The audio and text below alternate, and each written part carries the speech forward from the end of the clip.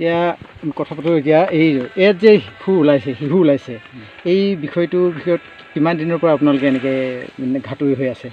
মানে কি হয়, আমাৰ সোণাপুৰ পাৰঘাটটো প্ৰতি বছৰে চেঞ্জ হয় আৰু যদি মই এতিয়া এইবছৰ জুলাই মাহৰ পৰা চলাই আছোঁ, যেতিয়া 2 মাহ পাৰ হৈ 3 মাহত ভৰি দিছোঁ।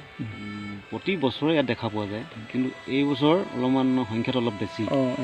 এইবছৰ এনেই আনুমানিক কিমানটামান চেঞ্জ লাগে ইয়াত? আনুমানিক মানে ডিপাৰ্টমেণ্টৰ ফালৰ পৰা কালি আহিছিলে দুজনমান, তেওঁলোকৰ মতেতো প্ৰায় 70-80টামান আছে। কাছও আছে আপোনাৰ অলপ দূৰ পিছত মানে আপোনাৰ ঘৰিয়ালো আছে বুলি গম পাইছোঁ মানে অলৰেডি তেওঁলোকে মানে দেখি গ'ল। এইটো অলপমান ভাইৰেল হৈছে, ভালেই পাইছোঁ। আমাৰ মাহে ঘৰিয়াল চাওঁ বুলি আহিলোঁ আজি আচলতে। হয়, ঘৰিয়ালটো এতিয়া মানে যতদূৰ সম্ভৱ কিমান টাইমত বামত উঠে আমি সেই কথাটো এতিয়া গম নাপাইছোঁ। এনেই অলপ চলপ দেখিছেনে বাৰু? দেখিছে আপোনালোকে? আমিও দেখিছোঁ। হয়, এনেই কিমান ডাঙৰ? মিনিমাম আপোনাৰ 11-12 ফুট দীঘল নেজৰ পৰা।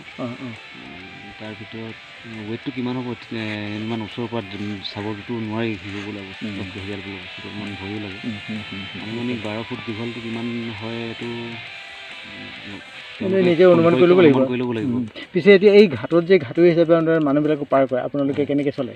এইটোতো ইনকাম কিবা বুলিবলৈ কি আছে? ইনকাম আমি এই ঘাটত মানে মানুহ এইফালে আছে, আপোনাৰ খুঁটি আছে, মানে গৰু খুঁটি আছে, ম'হ খুঁটি আছে। মানুহে মানে খেতি বাতিও কৰে, তেওঁলোক মানুহ অহা যোৱা কৰে। আমাৰ বিনিময়ত আমাৰ প্ৰতিজন মানুহে মানে পাৰঘাটটোৰ বিনিময়ত 20 টকাকৈ দিয়ে। চাইকেল আহিলে চাইকেল মানুহে 30 টকা, মটৰ চাইকেলে মানুহে মানে পাৰ হ'লে মানে আমি 70 টকাকৈ দিয়ে।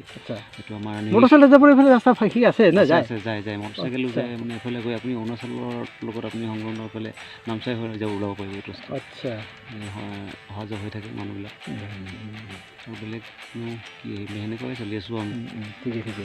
তাকে অলপ আপোনাৰ লগত কথা ভাল লাগিলে আপোনালোকক লগ পাই। আপোনালোকৰ দৰে এনেকৈ এজন আমাৰ হেন পিছপৰা অঞ্চলত যে এই শিশু চাবলৈ বুলি আহিলে আমিও নথৈ আনন্দ। মই দেখিছিলোঁ শিশু আগতে, বহু দিনৰ কথা এইটো।